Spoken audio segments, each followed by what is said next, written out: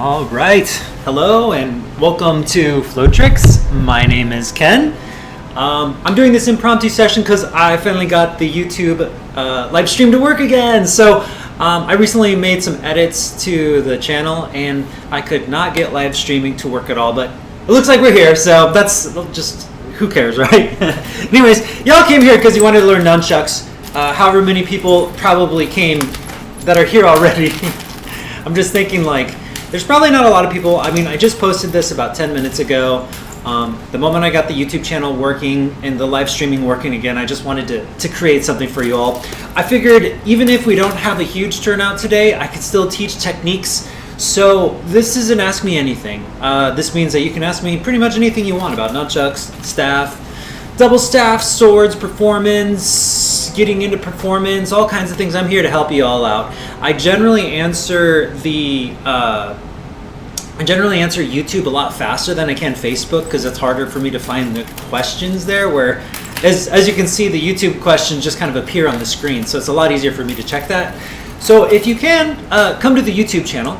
You can just go look up Ken Hill Nunchucks and it should be on the stream should be going. You're more than welcome to ask also on Facebook. Either is fine. It's just a lot easier for me to find on YouTube.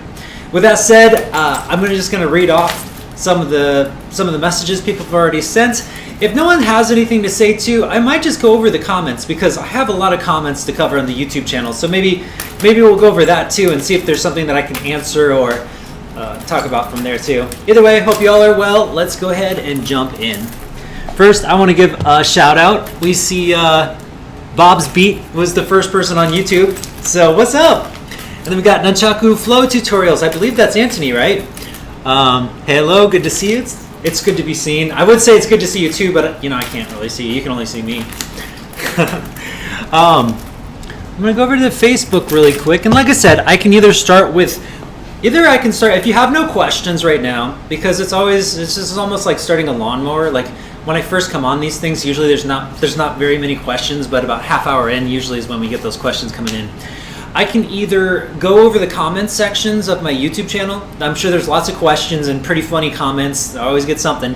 Or I can just start teaching some of the stuff I've been working on lately or that I've been teaching lately too. It's totally up to you. Or just ask a question. I'm more than happy to answer because that's what I'm here for. On the Facebook side of things right now, it's a little quiet, which is good. And this is how it always starts. Anyways, okay. So let's see. Ninja Bacon's on. What's up? What's up, Brandon? Been a minute. Nunchuck Floor Tutorials just asked, where can I go from after learning a pinky roll? Now, if you're talking about pinky rolls, I mean, where do you go is a good question because I haven't even, my pinky roll is pretty weak, to be honest.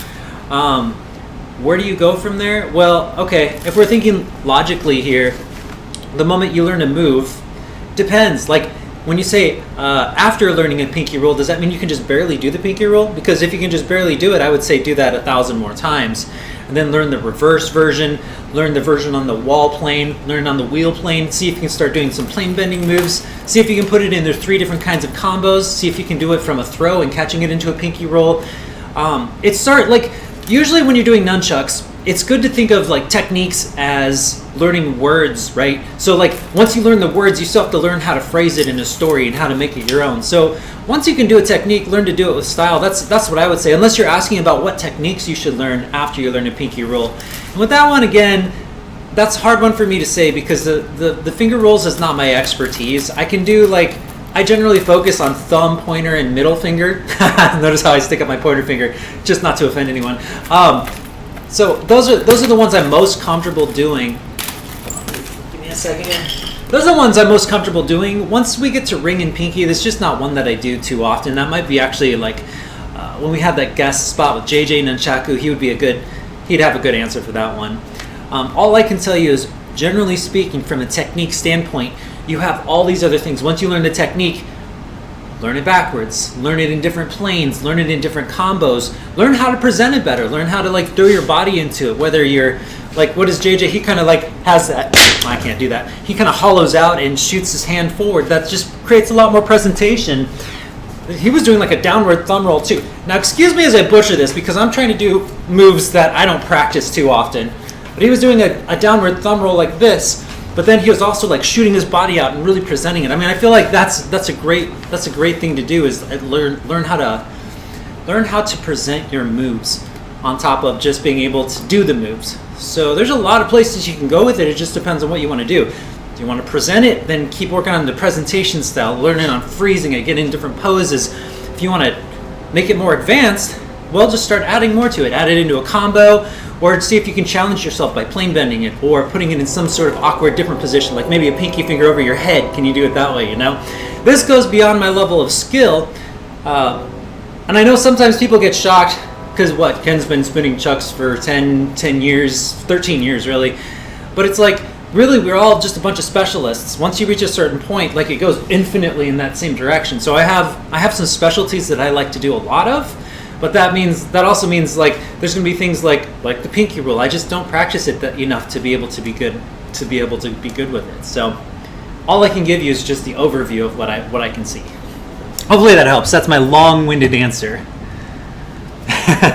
Dutch flying nunchucks here. Let me just move this over. Hold on one second. You can't see this, but give me just a second here. I gotta rearrange some windows here so I can answer these questions better. All right, Dutch flying nunchucks. Hey Ken, Gunther from Holland here. Still know me? Oh yeah. That's been a while, Gunther. It's been a while. Finally, I can speak to you again. Most of the times I notice your stream is too late. Yeah, a lot of times I go for 7 p.m. It's pretty cool. Like, I just got this live streaming to work again, and I was pretty excited, so like, just threw it up right away. So that's good, man. If you have any questions for me, please feel free to ask. Like, I'm here for the next at least half hour to an hour, so I just want to basically like make these occasional videos to help you guys with whatever questions y'all have. Ninja Bacon says downward thumb roll is difficult. You know, and the thing is I remember how there's like a trick to the downward thumb roll, and that's the thing with some of these more complicated moves, is if you're not doing it regularly, like even the ones you could nail, you still have to like remind yourself. For this one, if I remember right, it's more about moving your hand in a circle to get that. Where before I was just kind of holding it still, and then so it was losing its momentum and falling.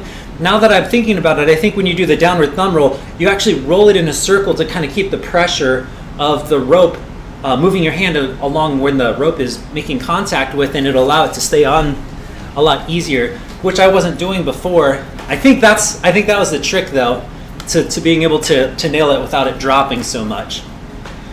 And of course, keeping that straight plane. So keeping your hand still, it'll want to roll off like that. But then adding this little subtle pot stirring motion where you're pushing your hand, the force of the rope pushing your hand into it. If I remember right, you're gonna see me like test these theories out as we're talking here. Because there was a combo that I was working on where you do a pointer finger roll to the top, and then you shoot it down into a thumb roll, I believe. Maybe it was the other way around. Hold on. Here. No. That's what it was. It was a double thumb roll. It's a thermal to the bottom, and then you roll it over to the top, and you do the same thing on the top, back to the bottom, back to the top. So it's just a constant thumb roll. Whoosh. That's a tricky one, man. It's been a minute since I've worked on that one. And what's interesting too is I'm gonna just change my pair of chucks here. Depending on the pair of chucks will change how well you can do these moves too. This one has a slightly shorter string. I was thinking maybe that might help. You guys can watch me flounder around here. This is what we're gonna call the train state. This is not really the play state because I know what I'm trying to do, but I'm trying to play around with the variables to get the best feel for remembering how in the heck I used to be able to do this move a year ago or whatever, however long it was. Yeah, again, when it comes to digit rolls, thumbs, fingers, JJ Nunchuck, who's the guy to speak to that I can think of off the top of my head, he's got all the fingers down. All right. Jizzy Fresh, nice name. Says, dude, you're nuts. That's hilarious. I like the pun. Dutch flying nunchucks. What time is it right now? For me, it is 2:30. Gunther also says, in one way or another, I'm happy with Corona because it suddenly makes contact with world toppers. Oh, hold on. I got it. World toppers easily accessible. I occasionally talk to JJ. Yeah, that's awesome. I mean, that part's awesome. Like, obviously, the pandemic is really tough, and the best thing you can do is like make the most out of it. But I do know, like, since the pandemic started too, I've been in a lot more contact with my YouTube channel, which has been pretty nice. It's been nice. Like, we were doing the live streams quite a bit up until things got busy again, but from the looks of it, it looks like the Delta is coming back, and it looks like things are about to slow down again. So either way, I just wanted to reach out to y'all. Let's see. Give me just a second, y'all. The downward thumb roll is anti-gravity. Haha, it's so cool. It is cool. It is cool. It is kind of anti-gravity. You're really fighting that gravity because it does just want to go downward. So you have to have enough force to keep it alive. Now you're just gonna make me want to do this the whole session. Just okay, I'm gonna get this move. And then there was also one where you're kind of, I wonder if you can do like the anti-spin version of it, where we're coming across the opposite direction, you know? Which I think would be a lot harder because usually, like what I was just saying, this thumb roll wants to fall to the ground. So if we're going to the opposite way, it's going to want to fall even more because it's going to be in the opposite position of where you're trying to get it to. It's going to easily more slip out. So I think the upside down anti-spin thumb roll would be a lot harder. It'd be something to play with for sure. Let's see. Gunther says, since May this year, I finally got my Dark Monk nunchucks, and oh boy, what a great progression I've made since then. That's awesome. You gotta love Chad, man. Like, these chucks, I really enjoy these chucks too. I like the weight of them. I like all the things you can do with them. I actually brought 3 different pairs of chucks just to show you guys too, so maybe later I can do a little demonstration of what's the big difference between foam versus something like Dark Monk, which more resemble fire chuck weight, versus just oak chucks.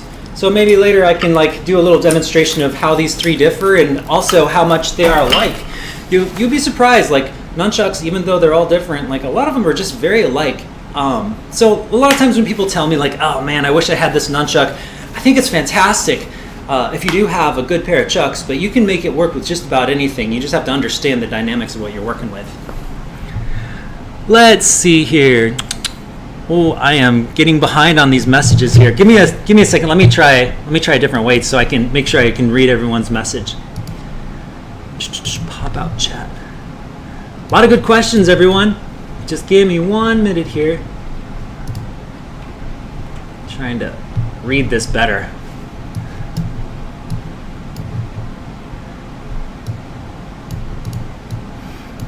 It's like a horizontal figure 8 thumb roll, is what Anthony says. Yeah, it's very much that way. Ninja Bacon, Brandon, says, recently I bought fire swords that turn into a Darth Maul staff. Any singular sword or double sword techniques would help. Appreciate you. So Brandon's wondering about single sword or double sword techniques. There we go. Here's a sword. So when we're talking about swords, right, I think it's really important to realize that I don't know where my other sword's at, so I only have 1 sword right now. Hold on 1 second. So there's different ways that people like to do swords, and from the juggler aspect, I feel like swords get used more like not like batons, more like juggling clubs. And to me, if you have a fire sword or a flaming sword, it's really cool to keep that sword vibe as opposed to turning it into a juggling prop. There's nothing wrong with that. Please don't get me wrong. Like, people that use swords as juggling props in that way, I think that's fantastic. I think it's just my martial arts training. I just think it looks extra badass when people are able to use it like swords. So what I like to do, like, when I don't know a whole lot of sword techniques, to be honest, but I do know stick techniques because I trained Kali a little bit. So a lot of the moves that I do are reflect combat moves. Just like everything else, you take combat moves, but then you round it out because so it has this visual flair to it. So, for instance, one of my favorite sword moves that we used to practice would be like this type of block. So basically, you know, the blunt end of the sword goes out to the tricep and you block to the outside like this. This is like if they're stabbing for you, right? So you block it to the outside, then you grab their arm and you chop it off. Now, you're not really going to want to chop off someone's arm, but this kind of motion here, whoosh, like this, has a really nice flair, has a really nice move. And all you're doing here is you're just kind of lifting up, kind of like when you're doing the bounces, you know, how we're doing bounces with nunchucks, like these bounces, table bounces. It's very similar in that. The reason why you hold it here is in case it hits, this stops the blade from flinging off. So you go like this, and then this hand is the reach hand. Now this, you only actually really reach, or you can hold it like this too. You only really reach for it as long as you've made a connection. You'll probably grab the arm, and then you swing it around, and if it's a sword, you can either chop the head off or come straight down on the arm. So has a really nice look though, because we're basically taking two motions here, here. With swords, a lot of it's going to be more body work, in my opinion. Again, you can get away without doing body work. You can go like, here's a figure eight, you know, without your body. It looks fine if you don't use your body, you know, or you can get into like these technical motions. But in my opinion, it's like being able to swing that body and put your whole movement into it. It's going to make a huge difference.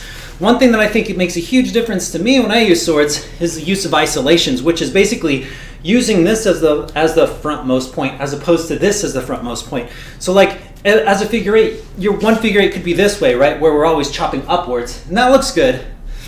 But I generally tend to like to use the back end more to swing it, so it'll look more like this. So in other words, this is the leading point as opposed to the other side. And this gives more of a circular pattern. You can vary it up too, so you can have a little bit of both. But I find that this type of motion, not only does it accentuate the circles, or if you have fire, like I think Brandon said he had a Darth Maul, so I'm assuming that's like a fire staff or whatever. But especially if you're doing fire, this type of big sweeping motion has more effect than if we just did this.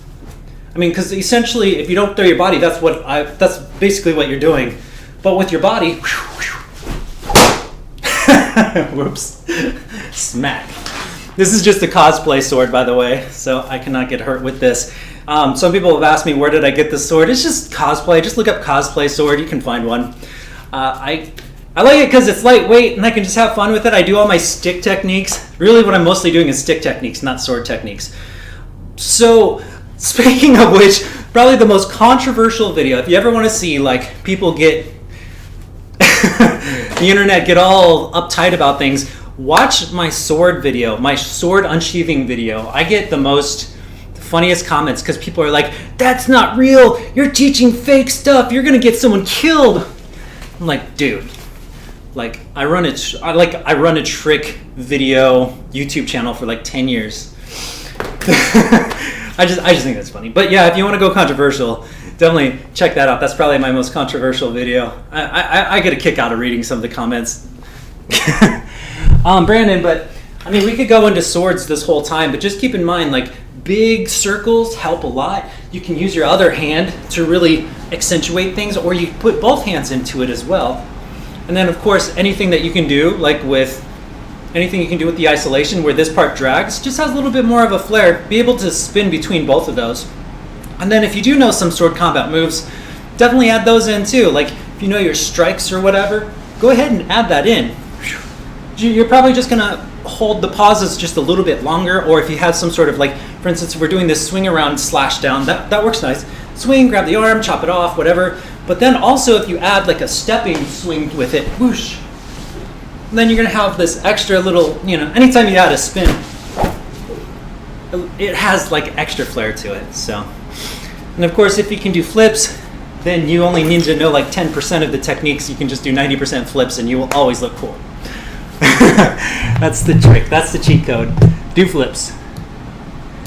Scott Andrew, welcome, man. He says, hello everyone, been a long time subscriber. Yeah, man, good to have you down. Glad you're able to make it. I'm glad we have people here, to be honest, because I just threw this out randomly. So it's pretty cool to know that, like, no matter when I throw something out, people are gonna like have questions and people are gonna come on. That's awesome. Nicole sent me 3 pairs because it took 11 months to get my address. Oh man, 11 months? It took a whole year. I'm really glad that it finally came in at least. All right, give me just a second, y'all. I'm still trying to figure out how to read everyone's questions here. Give me just a second. I'm gonna try to widen this so hopefully that'll. Okay, let's just keep going. Hey man, just want to say you're awesome. That's from Puneet Siani. Sorry if I butchered your name. Thank you, and I really appreciate that. I'm gonna try it now. Haven't chucked in a mad long. I'll beat myself up with wooden chucks. Yeah, no, that's true. These things can hurt you if you don't know what you're doing with them. There's something to say about like nice solid chucks that just like sink in, and like, I don't know, that's one thing about foams that really get me sometimes. Is like you'll do a catch or whatever, but it's so light it'll just ricochet off your hand and bounce off, whereas like these types like oaks definitely just sink in, so you can really feel it. The only thing is again, if you hit yourself with oaks compared to foam, it's a huge difference in terms of how much damage you take. Sean says, holy cow, haven't seen you on this channel forever. Good to see you. Thanks, man. Thanks. Good to be seen. You know, I just wanted to throw a little live stream out, make sure you all know I'm still here to help you. Alpha Zero Omega, it's been a minute. Hello, everybody. Halikoa. Good to see you, man. Wow, we got everyone coming in here. Dutch says, I'm working on the wheel. I do it for 10 seconds, so that long enough. How do you get into a wheel from a combo? I don't come further than a figure 8 into a wheel.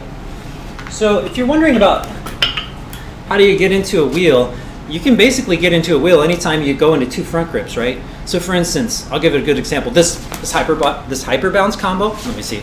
I gotta scoot this over just a hair. There we go. This hyper bounce combo here, whoosh, right?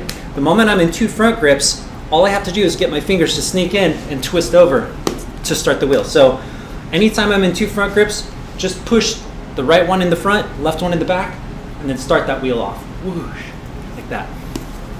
Let me actually do this. So, you can literally go into the wheel just anytime you have 2 front grips. So it can also even be like, say you just do a neck pass, you reach over, you grab it this way, your hand's already in the position for the wheel, you can just get it started and go on with it. I cannot get this wheel going for anything today, man. Jeez. Do a moonwave, you're still in 2 hand grips, just turn to the side and do your wheel. So there's a lot of times you can do a wheel. Like even if you just do a front to front throw, get it to the side, do a wheel. Right there. Just keep in mind, the wheel is really just about getting your hands in 2 front grips and then just turning to the side and you're already there. Or if we're in 2 front grips and we go to the other side, I just rotate my hand. Because for me, I usually start the wheel with my right hand further away than my left before I get it going. So hopefully that'll help you. Oh, he says, I tried it from a throw, but that doesn't work yet.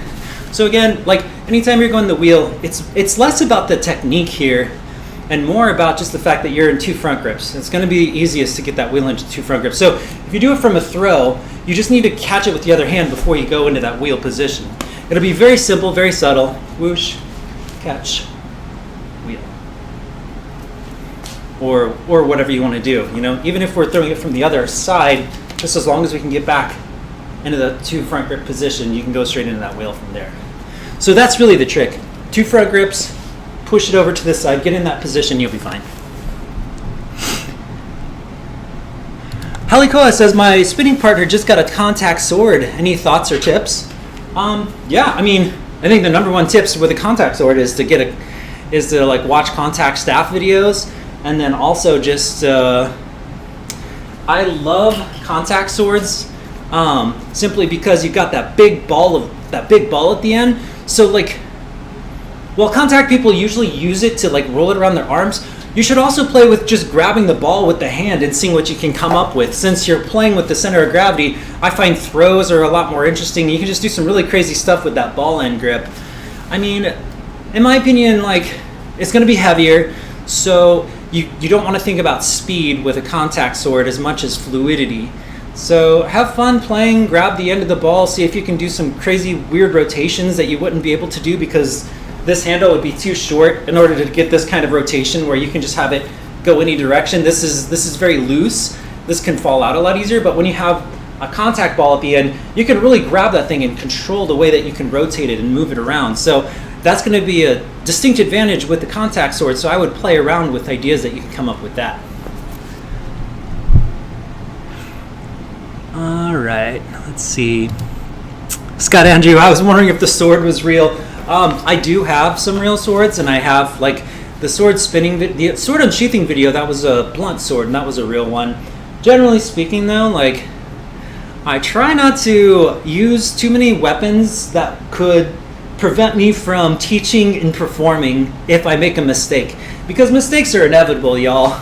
So it happens to everyone. Even the best people in the world will make mistakes. I mean, I don't know if you've like read Jackie Chan's book, but he has 2 pages of bones that he's broken in his lifetime. It's like 2 pages long of bones that he broke.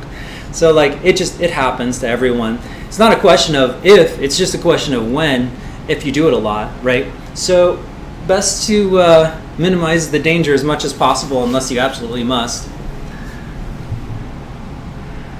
Brandon, thanks for covering that. Of course, man.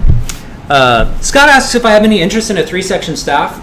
The thing is, like, I'm interested in a lot of props. I'm trying to see. I don't have a 3-section staff, but I do have that 3-section nunchuck, which is pretty cool. My whole thing is I'm just running out of time to practice everything. So I spent, especially like a decade ago, I spent a ton of time working as many props as I could. And then lately, this year, the last few years I've been working more on the technology side. So I want to like take nunchucks and use projectors and LEDs, and like I'm learning how to build my own LED props, and I'm using that to make bigger shows with the skills that I've already acquired. So a lot of my spare time doesn't go to training new ideas as much. I still do it, but more of my focus has been on technology. And I think it's a good move because I want to make big shows, you know. And I think you reach a certain level as a performer where you can keep learning because you love to learn, but it doesn't really help the show as much. And once I feel like I hit that pivotal point where it's like I have to work a whole lot just to get a little bit, I decided I'd start working on something where I can make big gains on the other sides. Like, again, working visuals, working sound, and just getting the whole production so I can come up with this crazy performance show. Yeah. That's the long-winded answer. So yeah, there is interest in the 3-section stuff. I'm just out of time a lot of times to practice new stuff. Anthony, you do wheel with thumb and other fingers and mix up the finger too. I like doing the wheel with thumb and forefinger. Oh yeah, absolutely. Anthony's got a good point too. Like, I don't usually use my thumb for the wheel, but you totally can. I usually use 2 pointer fingers, that's going to require 2 front grips. You may be able to like throw in your thumbs, like you can throw your thumbs in, your pointer fingers. Some people may even prefer their middle fingers. Some people might prefer 2 fingers. Everyone's gonna have different ways to do it. But there is one unanimous thing, which is you're gonna be in 2 front grips. If you're in 2 back grips, the only way I could see a wheel happening is with your pinky fingers, which I've never actually seen, y'all. I'm sure it could be done, but I've never actually seen anyone do a wheel with their pinky fingers. It takes some practice. And I'll be honest, this is one of those things again. It's like, sure, you could learn how to do a wheel with your pinky finger. Is it worth the time? Well, that's up to you, maybe. I just don't know if I would. I don't know if I would do it. Let's see here. Alpha Omega Zero. Wow, my internet dropped out. Glad I made it back. Yeah, good to see you back again, man. Grant. I just want to do the wheel from a moving situation and not from a stationary one, so it becomes even smoother. Yeah, of course. I mean, again, the wheel, regardless of how it goes, you need to get in the position of your hands being there. So even if we're just in a state of flow, you can see that it looks like the motion continues, because the moment that I catch it, I don't sit and wait and make my adjustments. I'm always considering the flow as part of the motion. So it does have, there might be ways to catch it even better. Like I've seen people do throws and then they'll get straight into the position and then their fingers will hit the rope at the exact time, so there's absolutely no loss. That takes a lot of practice, and for me, again, I would much prefer just grabbing it, keeping it in the same vicinity, and just keeping it in motion in that way. So again, like as long as you stay with the speed, give me a second here. As long as you kind of stay with the speed of the rotation, it should always be in motion. Even when I say end up in the 2 front grips, you never like quite stop. You just keep it going, shoosh, shoosh, here. And straight into that. Like, so there is a very small chance like someone could see, oh, he grabbed it and stopped for a second, but usually you can grab it and then keep going with it. So it'll look like this: grab, swing it over, So the moment the grab happens, the other hand swings over automatically, so the motion never actually stops. Let's see. Helikoa, I played with 3-section, cracked myself harder and more often than I ever have with chucks. Yeah, I can believe that. So I don't have a 3-section staff on me, but I can say this. With a 3-section staff, the number one thing I would do, if I first picked up a 3-section staff, I will tell you this, guys. The first thing I would do before I did anything was figure out planes, because you have a break in the chuck. So there's a definite order. I'm trying to find if there's anything I could find that could resemble 3-section staff, but there isn't. There's an order for how I like to practice things, and when there's something new, the first thing I want to figure out is what makes it unique, and then how can I keep myself in control of this thing the whole time. So I think understanding planes with that extra bend is going to be the number one thing. So I would generally start off holding the middle and the end, and then I'd swing one around, which would be very boring. It'd be very boring to start with, but I'd try to figure out how the planes operate with 2 bends. And then as I started getting more comfortable with it, how can I keep the plane control with grabbing one side of it or one end of it, which is going to take a lot more, but I'll start with what I know, and then I'll generally start to make it a little bit more difficult until I have no control of it. Now, that's not to say I'm not going to hit myself, but generally speaking, that's kind of how I like to approach learning new objects. You can pick up anything and just wonder, like, where's my control? Even a knife, where's my control with this knife where I'm not cutting myself, What can I do with this thing that will make me not catch the blade? And again, this is just a practice knife, so no one's actually getting hurt. But no matter what you pick up, it doesn't matter. If you can start with what you know you can do, and then you slowly turn up that level, the odds of you hurting yourself with the things are a lot less. Let's see. Alpha Zero Omega says Jackie Chan almost got himself killed countless occasions. Some of that crazy stuff he did in his earlier movies is just phenomenal. 100% agreed. Yeah, like Jackie Chan, man, he should be like one of the most popular actors just because he's a stuntman and act. Like he kills it, man. He kills it. Like I don't know anyone else that does stunts like that guy. He's crazy. Scott says, yeah, I was thinking about getting one. Just looks intimidating. Thanks for your answers, Ken. Yeah, nothing hurts with picking one up. Again, if you have one and it's heavy and it's weighted and it can do some damage, just practice slowly. Practice slowly and do what you know you can do that you can translate over from other props or other styles that you can do. Start with that and slowly turn the level up. That's going to be the easiest way to not hit yourself a lot. Eventually you hit that point where you will hit yourself a lot, but that's when it's time to turn the level down until you can get to that point again. Maybe there's some sort of technique or a plane controller. You have to adjust the way you grip it or the way you even see how this prop moves. I feel like that's the secret to a lot of picking up just about anything and understanding how it moves. Whenever I pick up something, the first thing I notice is how flexible it is, and then of course what I can already apply because I have this other knowledge from other props. And then what makes that prop unique? Those are the 3 big ones, right?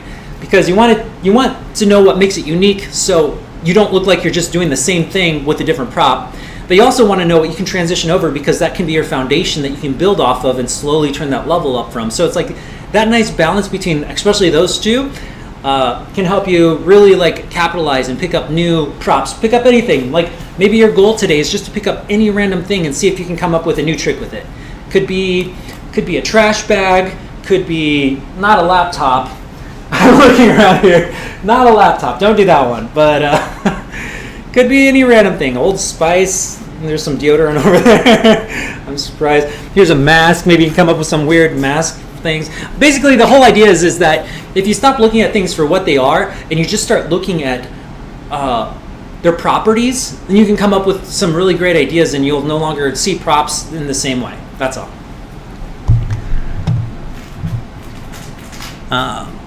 Dutch says, got it. And Scott says, after seeing the accident footage from the end of Rumble in the Bronx, sometimes I'm surprised Jackie survived. And that was just from one movie. That's so true. So true. Now I'm going to go on to Facebook really quick just because I may have had a comment. So give me just a second here. Okay, cool. No comments yet. and that's fantastic. That's good. I'm going to keep reading down then. And then Dutch says, when I do a figure 8 behind the back, it always seems like I'm doing an extra rotation to get in and out of the right position. Can you do the movement in slow motion? So when we're talking about a figure 8 behind the back, are you talking about a literal figure 8? Because I haven't done those in forever, where we're doing a figure 8 from the left and the right side. Let me see. And when you go behind you, this becomes a reverse figure 8 like this. But this, I don't usually use this move, but it would generally be like here to here. Is this what we're, oh, you can't see it, sorry. Let's point this down a little bit. So if we're talking about a figure 8, if we're talking about a figure 8 on the wheel plane, so I'm like spinning to the left and to the right of me, it's going to be like this. I don't generally use this move too often though. I usually use more like waist wrap type of moves like these, just because my body is usually facing the audience or facing forward. So I find this is a good one because it helps me to swing forward from it. Or are you talking about like a hip reel like this, where it's just going front into the back? So there's different ways, there's different types of figure 8s that I could possibly see. And then we have the reverse and we also have the normal version. But what you'll notice a lot of times is anytime I'm doing it from the hip side, you're going to notice that there's going to be like this little monster claw thing that happens. So this may be, if you don't have this, you may end up adding an extra beat. I'm wondering if that's what it is. I may have to look at a video to really see that. Give me just a second here. Okay, yeah. So he says I meant the hip. So I'm assuming maybe there's like an extra beat that happens here. Maybe there's two extra things happening. A lot of times that happens when your wrist isn't tucked backwards. So what's basically happening, and you can tell me if you do this or not, when I'm in forward and I need to get behind me, right now I'm going to do a counterclockwise circular spin, 1 beat. And then what's going to happen is the moment it goes to about 6 o'clock, my wrist bends backwards and I pull it straight up. A lot of times, if you don't get this pullback move and you just try to do it without bending the wrist, then you have to accommodate. You have this extra motion you have to do behind you. So I'm assuming usually when I see people adding an extra beat behind there, it's because they don't bend their wrist backwards like this. Because once you bend your wrist backwards, so the wrist is going to bend backwards at 6 o'clock and you're going to pull it up and drop it down. So here, pull it up, drop it down. And the moment it hits 6 o'clock, you can literally just kind of flick your hand up as you pull it back up and it'll bring it back to the front. So here, see how you can kind of see how it almost like drops down. Like it's almost like if I'm doing this motion and I get behind me, I drop it straight down and then I flick my wrist up right here, whoosh. But you can see this wrist does a lot of bending. So if you're not doing this bendy wrist thing, that's usually the case for an extra beat. And that's going to be where I'm going to assume is where it's at, because that's usually when I see people adding that beat. Let me know. Halikoa says, you mentioned a while back you were making a MIDI controller, Chucks, that controlled the BPMs of the music. Any updates on that? Yeah, so I was having, I paid this guy money to make the microchips. What was it, like 6 months ago? I paid him to make these microchips and he still hasn't shipped it out to me. I messaged him not too long ago and he said it got lost. He said it got lost in customs, but at this point I've kind of given up the fact that he's gonna actually follow through on what he said he was gonna do. So the problem that I have is when I'm making these chucks right now, or when I'm making these props, the processor that I use is just a little bit too big for the chucks. So I need like a smaller microchip controller. And someday maybe I'll do that. I am building other things right now. Like I've built these LED light poles. I don't know if you guys follow me on Instagram, but they've got to be bigger right now. I can't do smaller props like nunchucks. Someday though, hopefully. That would be really cool. All right, give me just a second. I'm just gonna double check and see if we have any. Double check, see if we have anyone else asking or needing any help. Again, if you're just joining us again, this is an Ask Me Anything AMA. I'm basically here to help you guys. I'm doing a live stream, so please feel free to ask questions. I'll probably be doing this for a little bit longer. I was going for about 30 to 60 minutes. We're about at the 40-minute mark, so maybe about 20 more minutes or so. If you have any questions, please feel free to ask. That's why I'm here. That's why I want to make these videos. So let's see. Dutch says, last month I accidentally did a back-to-back hand roll 720 And now I use this move to continue with the Mark Shalland. Can the behind the back go further than 720? I've never actually tried to go beyond a 720, to be honest. But I'm sure you could, like, continually, like, you can have this continual wrist roll. Let's see. You can do this continual wrist roll thing that happens, but you have to catch the chuck and basically let it slide and twist it through. So if you're doing a back-to-back, you can kind of keep it going, but basically the moment the rope is on the wrist, you have to flip your wrist over like this and twist it over. So it's like, you notice I'm making this half moon, and then I have to lift my hand up just so I can twist my hand upside down to get it to recatch it and then reverse it back. So you can eventually do that. I haven't practiced it enough, but you'll see sometimes where I'll just kind of do this infinite syncopated style roll, and that's what I'm trying to do. You could do that with the back-to-back easily. Two, it's just getting the rhythm of catching it, because what you're trying to do is keep the rotation going while letting your wrist slide and catch that rope. It is tricky. It's a tricky move, that's for sure. But I do like it. I tend to do a lot of 720s, and then maybe I'll add one extra one. So here, rotate, rotate. I usually get stuck after that, but I think if you have a powerful enough torque, you could possibly keep that chuck going forever and ever. Maybe even a lighter chuck, I don't know. Let's give it a shot. I don't know if this is gonna fly everywhere. Now I'm using a really light chuck just to see. Yeah, I have no control over it now. But that's what I would guess. Essentially what happens is when you're doing a back-to-back, the reason why it can't keep going is because, watch what happens. The rope's wrapping around the back, but you'll notice it's actually creeping itself to the other side. So you started here and it's slowly rolling up to the other side.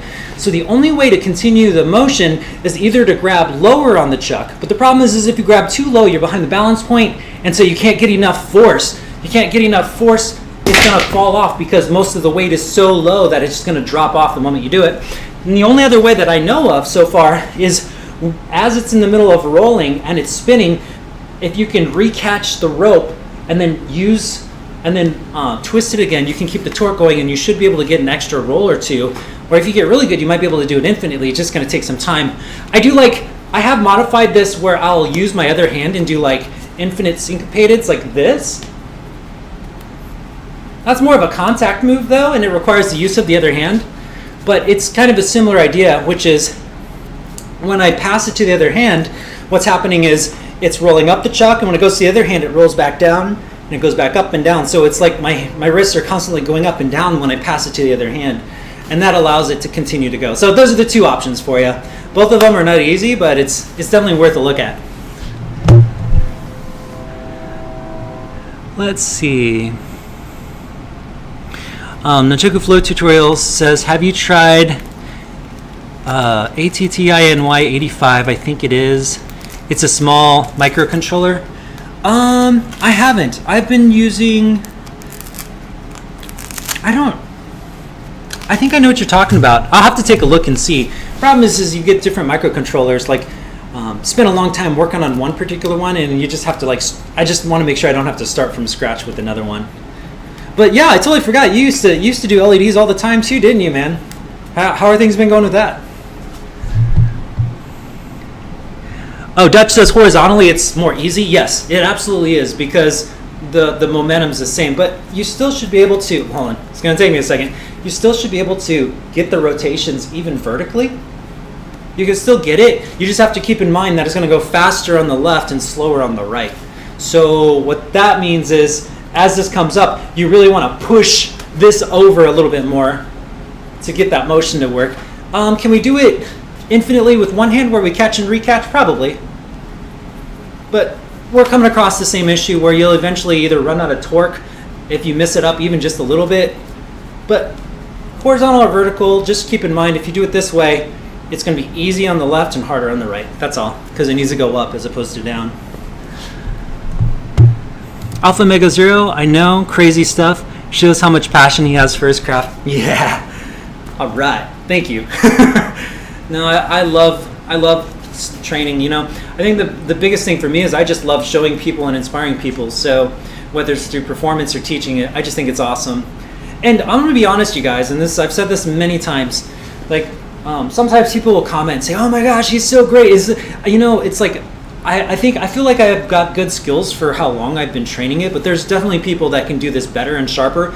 But the one thing that I feel like I really have is that I'm always learning new ideas. I'm always like bringing in new concepts to the table. As a matter of fact, that's the thing that I'm the most passionate about, is making up a new move. Not necessarily perfecting it, not being so good at it.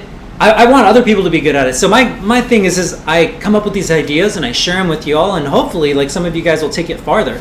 Some of you guys will like rock it out even harder, and that's actually my job. Like I feel great about that, knowing that like I was able to plant the seeds, but then other people were able to grow it, because I'm usually onto a new idea. Like every day there's something new that I'm working on. Let's see. Horizontal syncopated, then throw. It's such a magnificent move. Oh yeah. Dude, I love all the syncopated stuff. I just love it. I love the feeling of getting it wrapped up. I wish there was more options for syncopateds, to be honest. But yeah, those are good stuff. I can only imagine that the syncopated, though, could be the easiest way to continue a 720 roll too, because again, once you reach a certain level, there's not much more you can do while it scoots over to the other side of the chuck, except for try to recatch it. And that's what syncopateds really are doing, is you're recatching it and then trying to get them to move at the same time again, and then letting it slide through. Anthony, slow growth. I took a long break. I made a light built with NeoPixel, so I'll practice more now. It's like learning a new language. Yes, it is. It's the thing that I like. I won't get into this too much because I know you're probably the only person that does LEDs like this online right now. The thing I like about this stuff is like you only have to get it good at it once, and the moment you do it one time, you just write it out, and then you never have to remember it again. Whereas with nunchucks, if you get it right once, you've probably just begun. You got to do it like 1,000 more times before you can comfortably do it. But with LEDs, I feel like it's 10 times harder to program an LED, but then once you have it, you just copy and paste the code or whatever it is that you learned somewhere, so you never have to like relearn that again to the degree that you had to do it. All right. The learning philosophy helps so much. Not copying, but knowing how something works helps much better. 100%. I have such an interesting time teaching people because even when I first started teaching nunchucks, the one thing I didn't want was a bunch of little Kens running around, which is basically people watching my videos, just doing copycat moves. I guess what I'm trying to say is, but not knowing why or how it works, so they can't do their own moves. And you can see the people that have learned the move, but they understand it from a different standpoint, so they can modify it and change it and make their own style. In time though, I realize it really doesn't matter as long as you're in the flow and having fun. It really doesn't matter if it's copied or if it's something you came up with that's original. All that stuff has no importance at all. Really, all that matters is that you're lost in the flow and that it means something to you. So, that's how I used to think. Well, my big thing was I wanted to teach people how to discover how nunchucks worked, from a different standpoint than just learning techniques. But it's really hard to do that over a video, I can say that. And then I also realized that kind of thinking is not something you can teach as much as you give it to people and then they want to learn it that way. So there's so many different ways that people learn. That's something that I've learned over the decade of teaching for sure, is just all the different ways people do it. But those kinds of people though are probably some of my favorites just because they reflect the way that I like to think. All right. Fepri asks, what's the best nunchuck trick that I can do? This is a question I get often. I'm going to be honest, I don't have a best. I have moves that are hard. The thing is just like with anything, when people are working on tricks, they have favorites, right? So right now I've been doing a lot of doubles, and probably one of my favorite things to do is, I haven't done this in a while, is this figure 8 hand roll loop like that. It's very tricky because we're adding this snake to it, then we're also adding hand rolls to it, and we got to do this without the chucks touching, because the moment they touch, they're going to crash and they're going to fall out. So it's a very complicated move, which is why I think I like it. But it's a very hard one. That's probably one of my favorite ones that I've been working on, of course. I've been doing that one for a while though, but that's still one of my favorites.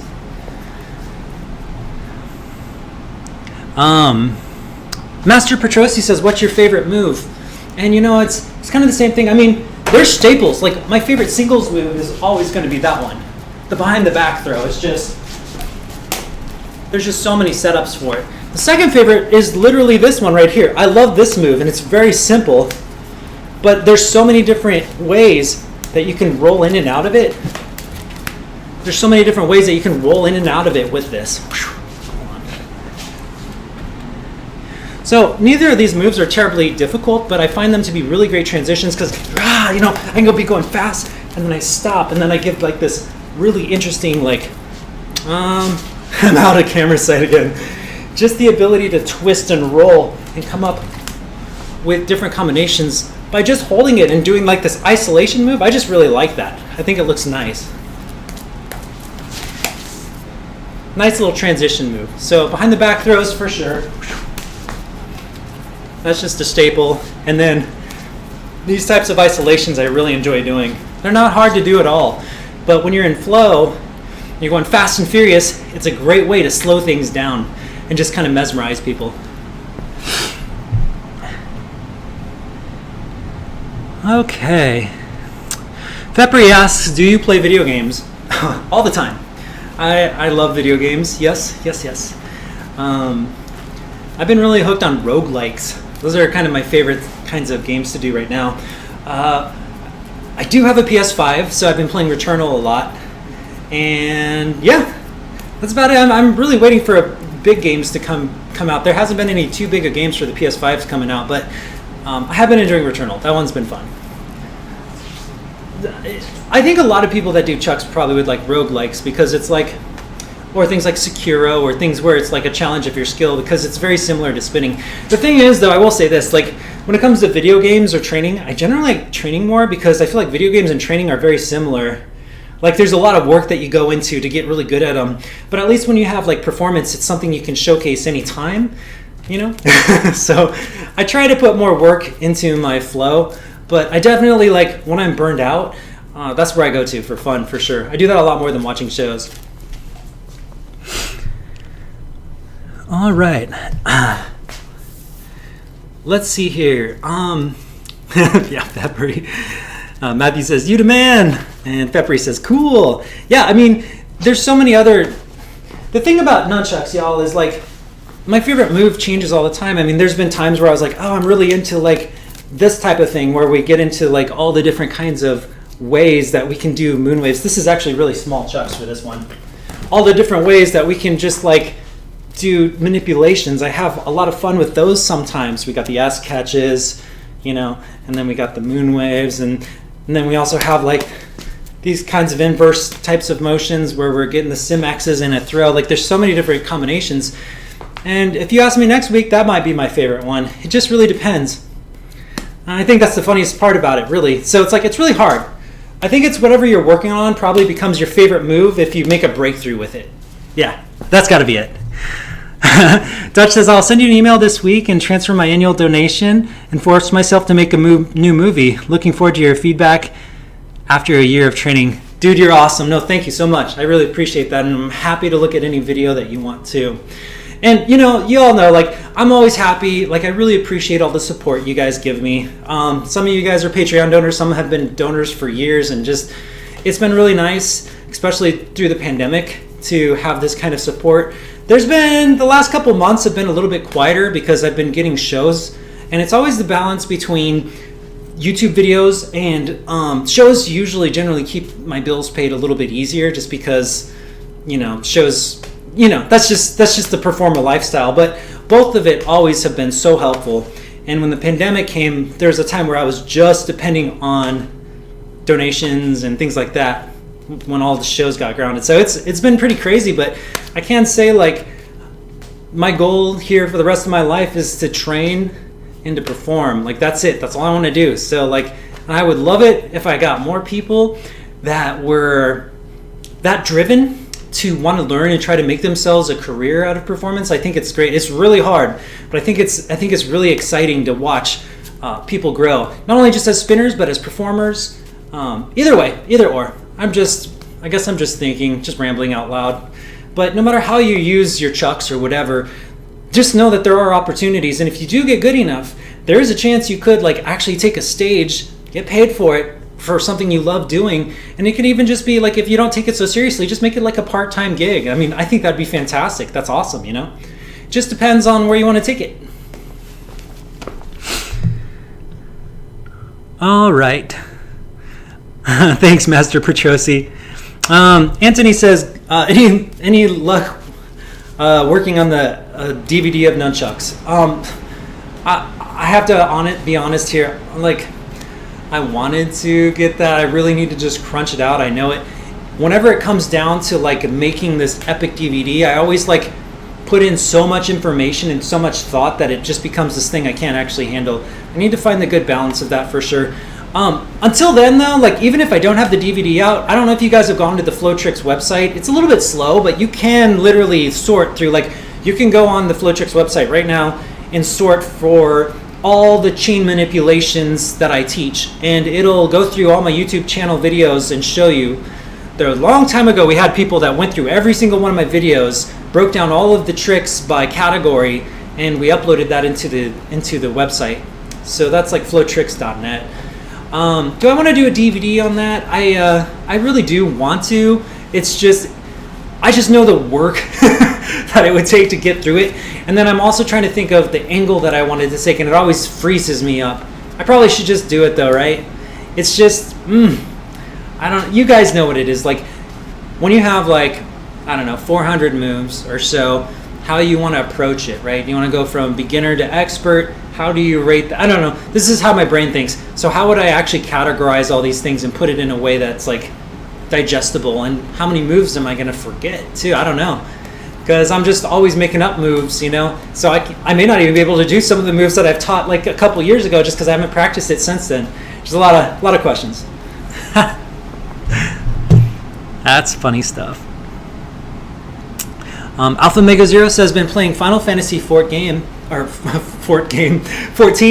game if you like MMOs. Great community too. Dude, I was a huge Final Fantasy fan for the longest time. I haven't actually played 14 though. Played 15? Not 14 though.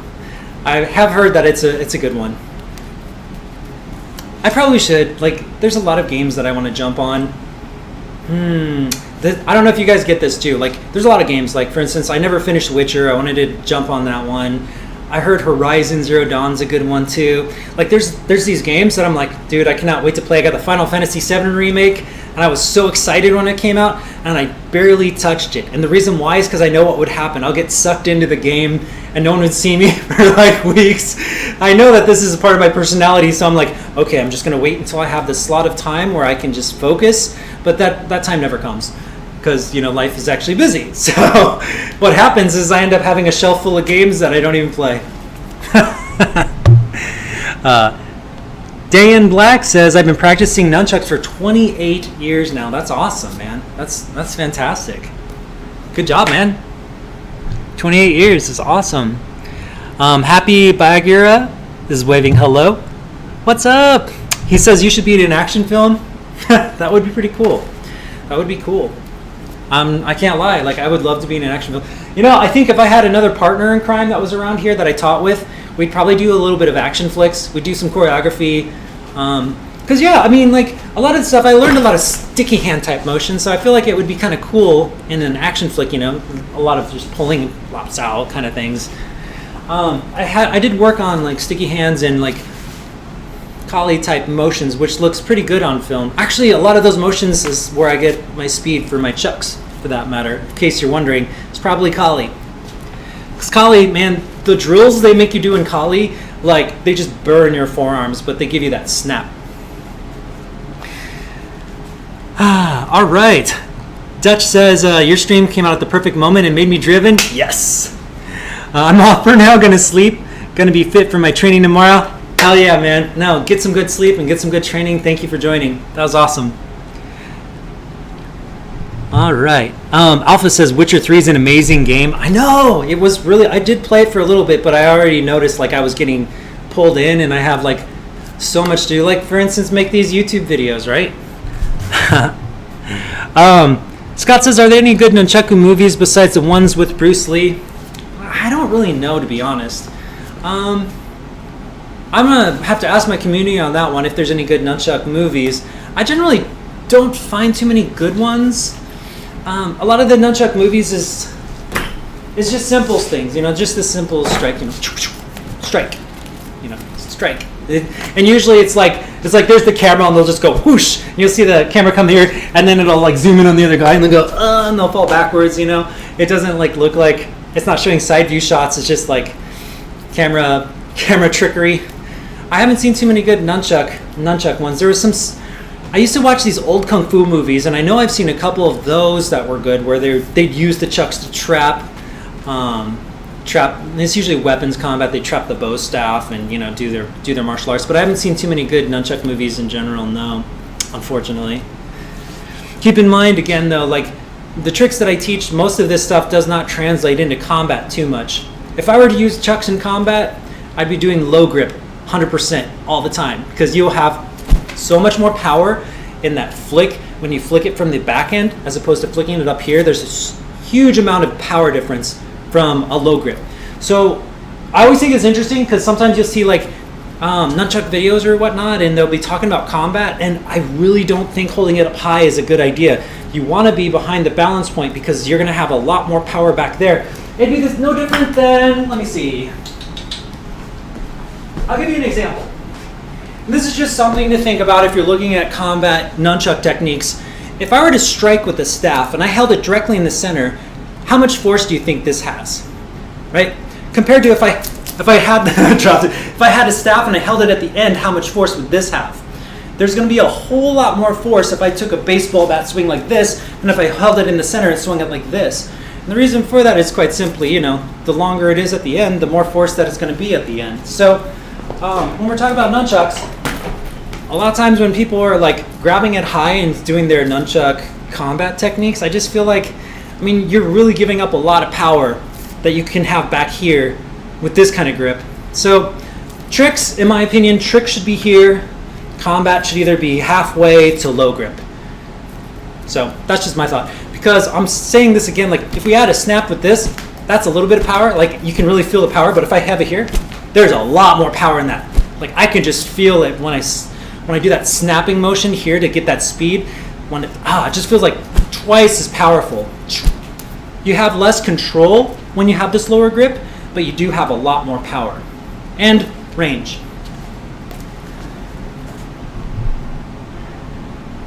Let's see. Alpha Zero Omega, I have an addiction issue with computer games. Gotta make sure I keep it in check too. Yes, dude, I feel that totally. I totally feel that.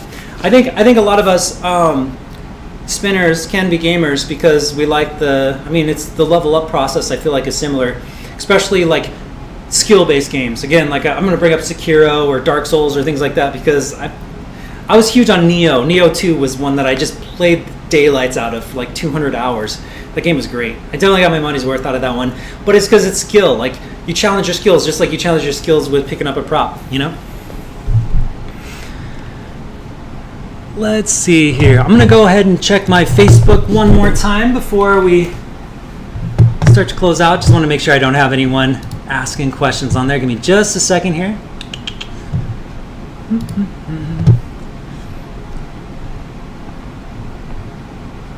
Okay, perfect.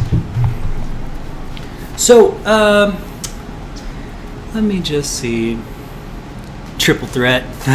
Bruce Lee or Jackie Chan? Are we talking about a fight? I think it's really interesting because I think it's whoever gets, sometimes, especially when you come, like, we can talk about UFC or any of these really, like, when you reach a point where there's, like, amazing fighters, sometimes it's just about who got lucky that day or who was having a bad day more than, like, consistently this guy will always beat this guy. I think there's a certain gamble that happens, especially when certain people reach a certain level. We'll take a good example, like you'd say Taekwondo versus MMA. Well, you can say Taekwondo is probably gonna lose generally because MMA will eat that kick and then they'll take him to the ground and the Taekwondo person doesn't know how to ground fight. But again, it just depends because what if that Taekwondo person kicks him square between the eyes and knocks him out with that one kick, He practiced that kick maybe 10,000, 20,000 times. He's going to have so much power behind that's all he needed was that one kick. But that doesn't mean that either style is better or worse. It just maybe he got lucky. Maybe he just utilized it just a little bit better. But then the next time that MMA guy fights, he's going to be waiting for that kick. So he comes in again. And what happens? The MMA fighter wins because he's anticipating the other person. This is also interesting because when I think of martial arts, I think it's hilarious. Some of the stuff they show on YouTube. You got to really be careful because what will happen is it'll be like, here's a knife defense. And they'll say, okay, now stab me. So the guy goes to stab him. And then the other guy goes, puts him in the lock, breaks the arm, turns around, throws him on the ground, punches him in the face.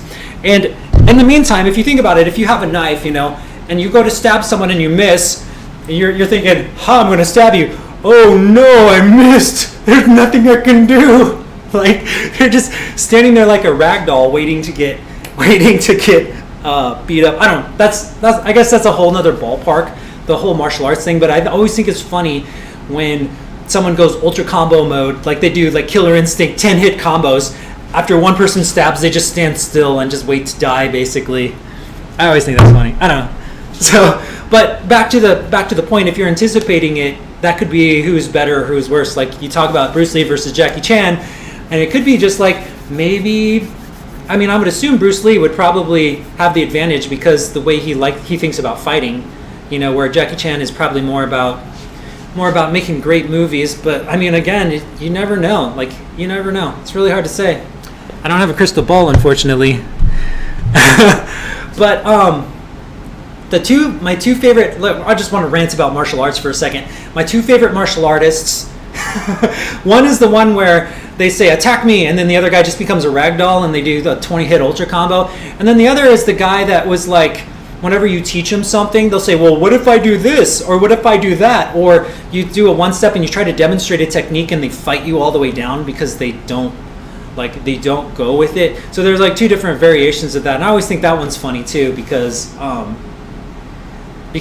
half of martial arts, maybe 3/4 of martial arts, is the element of surprise that you did something they weren't thinking about. So obviously, if you're teaching a technique to someone and they're expecting you to do it, they're gonna have a reaction that will probably beat what you have to do. That's not always the case, but whenever you're teaching someone how to do a technique and they say, well, what if I just do this? You're thinking, yeah, but if you were anticipating this move, I probably wouldn't do it. And like that's the whole mentality. So those are my two favorite kinds of people: the ragdoll people that can ultra combo, and then the people that like try to counter the move when it's going slow and they're not in a sparring environment or a fighting environment where they actually have to where they can be fooled, or tricked because they just know it's coming. Like that security is kind of false to me. I don't know. I'm talking a bit about martial arts. It wasn't too long ago. I was thinking about like teaching a little bit of martial arts on YouTube. I'm still not sure about that yet, but I just thought it might be kind of cool to teach some self-defense stuff. It's very different than my flow stuff, but that's basically where I started, was martial arts for 13 years, so it might be kind of fun. Alpha says movies aren't realistic when it comes to combat martial arts. I think you'd be the perfect go-to guy if Hollywood needs a choreographer or scene advisor. Yeah, man. Well, I think it's just because most muggles don't know the difference. I think Matrix really changed things around in the 90s, and then everyone wanted to do Kung Fu, which is cool. And I like all the stuff like that's included with this kind of thing. But let's be real. Like, look at gunfights too in Hollywood. Gunfights in Hollywood are hilarious because they're jumping and they're shooting sideways, and it's like, it's just like, wow. I don't know. I guess in video games we can get away with it, but yeah, no. If I did a movie, I would do the opposite. I really kind of like that movie Nobody, even though it was over the top, but it was like really messy. I like the fact that the fighting was messy too, because that's probably a little bit more realistic, and I enjoyed it more because of that. Yeah, but there's a lot of garbage martial arts breakdowns in YouTube, and it makes sense, there's no credentials that need to be learned. You guys don't even know if I have any credentials, I'm teaching on YouTube, but I can say like, once you watch enough of that stuff, it just makes you laugh. Like, especially when I see knife defense, I think that's just because I learned knife fighting. I just think that's crazy, all the crazy knife tactics. I don't have a person to show, but it's like whenever someone does a knife and then they'll kick it out of their other hand, they'll do this like really weak kick. They'll be like, do a stab, and the guy will be like, okay, I'm gonna stab you with the knife. Ha! And then the other guy will go, ha! And he kicks the knife out of his hand. That just makes me laugh because I would literally could just see like, so if the guy just did this, like, wouldn't that change everything? Like, if the guy just stabbed, oh, he's throwing a kick, like this much movement compared to this movement, like who do you think would actually have the better reaction here? I don't know. I just think that's funny. Or like when someone grabs the knife, like you do the stab and they grab the knife and they're like, haha, I've grabbed the knife, you can't do nothing. It's like if you actually like grab someone's wrist, it's like super easy to wrap your hand up and just slash straight down through it. Like it's, you do it like when you see someone like stab and the other guy goes ha and they stop it like this, you can easily twist your wrist and just cut everything around that area. Like just Ginsu knife it all up. I mean, I'm not encouraging you all to do that, of course. We're on YouTube. I'm just saying, like, there's so many holes and fallacies with defenses, especially with knife and gun defenses. Like, it's a lot scarier than they make it seem. It's just like, oh, I'm going to grab your gun and eject the bullet and, you know, and I'm done, haha. You know, that's a very controlled environment for sure. I don't know if I would try it. If your life depended on it, go for it, but just the way that they make it seem like it's a surefire win just makes me laugh. That's all. Anyways, sorry. I way rambled off on martial arts. It's just been something, again, I've been thinking about martial arts on my YouTube channel, and so I started watching some on YouTube, and I'm like, oh my God. Okay, yes, I will kick the knife out like this, like with my bent leg and it's just like, wow, kick the knife out. Good job. Ripple R0 says, do you have a site for purchasing your chucks? So the chucks that I usually use are Dark Monk's chucks. That's dark, dark-monk.com. I helped them design these chucks. These chucks are built for performance. So again, these are not combat chucks. These are made for, actually they resemble performer chucks. So like if you want to go to LED or fire chucks or circus style where you want to perform it, these are a really good balance. They're not light, but the momentum's all at the ends, so it allows better rolls. If you want to be super fast, you could also just go with foam nunchucks. Foam nunchucks don't have the weight, so those kinds of rolls feel a lot more floppy in here because the weight of those just has nice syncopated rolls, all those kinds of things. Your wheels and whatnot will be better. But these, if you're using super light, then your bounces will be better. So it really depends on what you're trying to do. Like if you just want super fast speed, just go with the foamies. If you want to have some technical or these really cool rolls, I just like the way that heavier chucks roll around the body. It just has a cool momentum about it. But really depends on what you're trying to do with them. But yeah, Dark Monk is definitely one of my favorites. And again, I helped them build that performance pair, so those are pretty cool. Oh, there we go. Alpha says Bruce Lee versus Jackie Chan. The answer is Jet Li. Alpha says Ken always recommends Dark Monks. I purchased mine from there and confirmed they're very good. Super nice people too. Yes, they are. They are very. I'd be digging those. Again, you know, I've known Chad for a long time and he's always been helpful, which is why you can see Dark Monk over in the corner. And then you also see Flow Toys in the corner just because they make some sweet LED chucks. Again, if you're going to go into performing, like that's probably going to be the first thing you want to pick up is some Flow Toys chucks because those are LEDs, and if you can afford the Vision chucks, killer. All right, Alpha says best knife martial arts videos are footage of the real situation. You get to see how people will actually use a knife. Yeah, I can agree. I'll be honest, I've never actually had to use a knife before.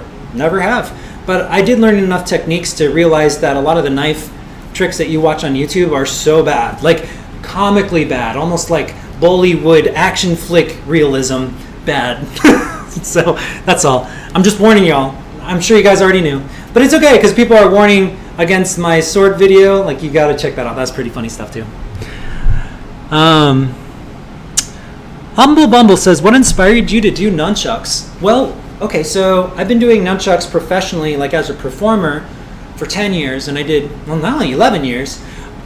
Has it been 12? I don't even know, but I did martial arts for 13 years prior. And with martial arts, I always had a focus on nunchucks, but it was combat style. It wasn't like trick style, but I always wanted to do more with it because I thought it was fun to play with. So I think martial arts inspired me to do it because I already kind of knew it. And of course, everyone watches Bruce Lee, so but then I just wanted to create my own, like do it in my own way or create my own style. So that's really what it boiled down to, is I wanted to turn this more into an art form. Ripple says, currently using cheap foam chucks from Amazon. They're doing the trick for now, but need more weight. Yes. And I used to say, hey man, just like throw some pennies or something at the ends of it, but it's still not the same. So what you want is a tapered weight as opposed to a solid weight at the end. It'll make a big difference. And you may not see this, but this is kind of tapered, where it's skinnier in the front and thicker in the back, just ever so slightly. Or if you look at this, it's kind of the same thing. Like the weight isn't all completely in the back. It kind of extends halfway down the chuck. That will give you smoother rolls. So if you're using like cheap foam chucks, you may be able to get away with it by like creating like a weight at the end. But like just I used to suggest to put coins at the end and just tape over them. There's a couple problems with that. One is if you're going lightning fast and you hit yourself with a coin, you can still do damage just like it was a woodchuck, because all of a sudden that becomes a super hard spot.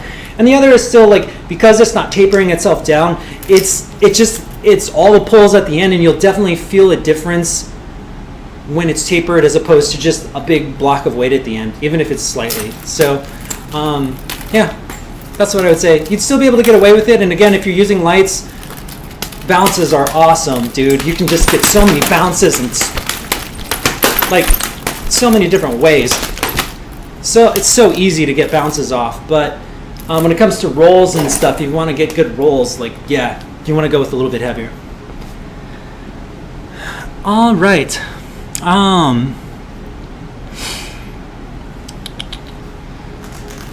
Let's see. Halikoa says, I'd had to take a knife away from an attacker before, and it does not go the way the self-defense classes teach.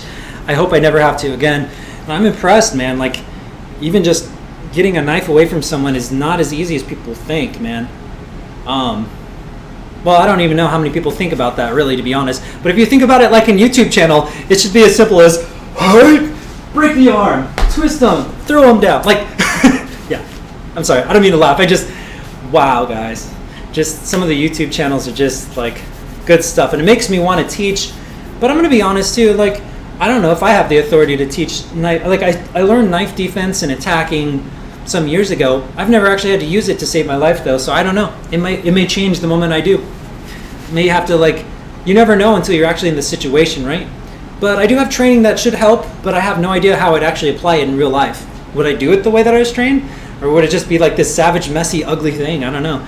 I tend to think those sparring matches and combat situations tend to be a lot more messy than people think it is. Ripple says, rope versus chains. What are the pros and cons? Sure. So, generally speaking, chains are meatier. They're bigger, meaty, like meat. They're bigger, so like when you do things like chain unwinders and stuff, you have more to grip on. Chains also have swivels, so if you can rotate, the chucks can rotate in circles. There's very limited motions for that, but there are some moves where you can spin the chuck on your arm and it'll keep rotating. These ball bearings are completely off, but you can see you can keep the chuck spinning if you do some rotations. So there's some advantages to that. Cons of these, the biggest con, the thing that I hate the most about this is two things. One, if you drop your chucks and you get a nick in here, you'll constantly be cutting yourself until you either saw it off or, not saw it off. You want to use some sandpaper and just sand it down. So you can get like little nicks and cuts that will cut your hand up, especially if you're going super high speed and you don't realize it.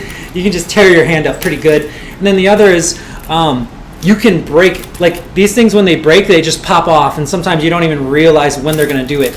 Like you'll just be doing your bounces and all of a sudden the chuck will just fly away. If you're using heavy chucks, it could be like a projectile that could knock someone out or worse.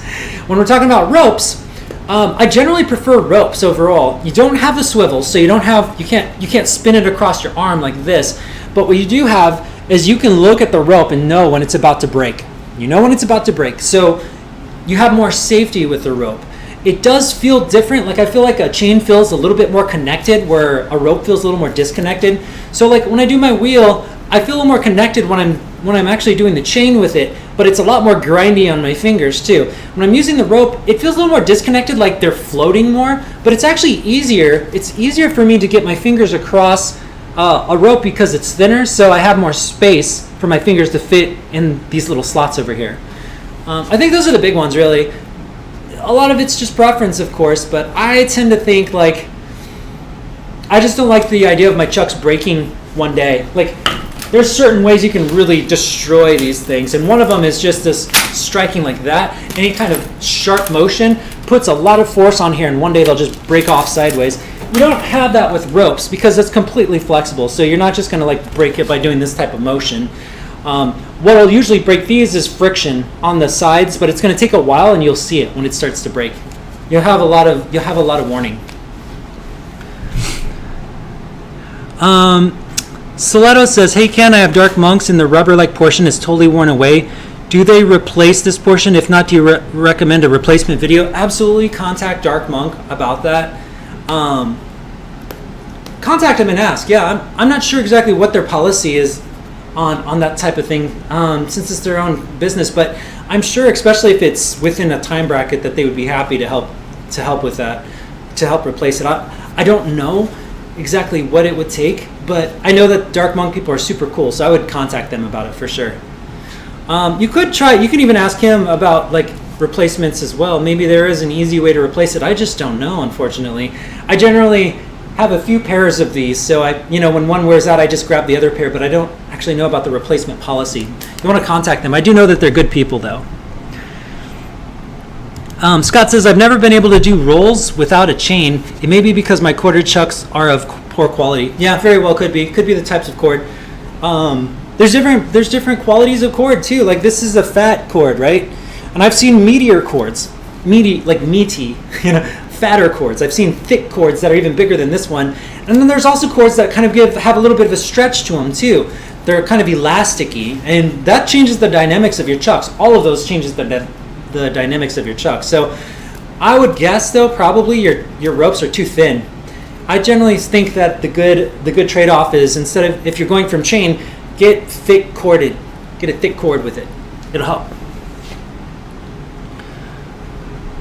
Halikoa, number one tip, know where the blade is at all times. Beyond that, it was improv. Forget the specific techniques. I could see that. Yeah, totally. Alpha Omega says, "I've got to get going. Good to see you again, Ken. Have a great week. Goodbye, everyone." Hey, man, it's great. Thank you for visiting again. That was awesome. It's great seeing you, man. And with that said, y'all, I think actually it's about time for me to head out as well. I'm going to answer this last question. John Wick versus nobody. My money is on nobody. But, I mean, nobody was just, yeah. I want nobody's grandpa, or nobody's dad. Now right there. The dad, Christopher Lloyd, boom. That's where my money's at. Anyways, thanks again for watching the live stream. I really appreciate it. As always, I'm just happy to share thoughts and want to help you on your journey. We'll do it again sometime soon, but thanks again, everyone. Really appreciate it. If you want to see more, of course, I have a Patreon, patreon.com/flowtricks. That's just how you support the channel if you want to. If you can't, I totally understand the pandemic's crazy, but if you do want to help out, patreon.com/flowtricks is my channel. Outside of that, I just hope you guys keep spinning chucks. My email address, if you want to send me any videos, is kenhillfire, KenHillfire @gmail.com. Feel free to send me videos if you don't mind me sharing them online. And every once in a while, either I do live streams or I will just make a video and I'll include some of the videos that are sent. Can't do all of them all the time, but happy to do some of them. So let me just make sure. All right. Yeah, thank you. Yeah, it was a fun impromptu session, just coming up with random stuff. It's been good. So you guys take care, and I'll talk to y'all soon.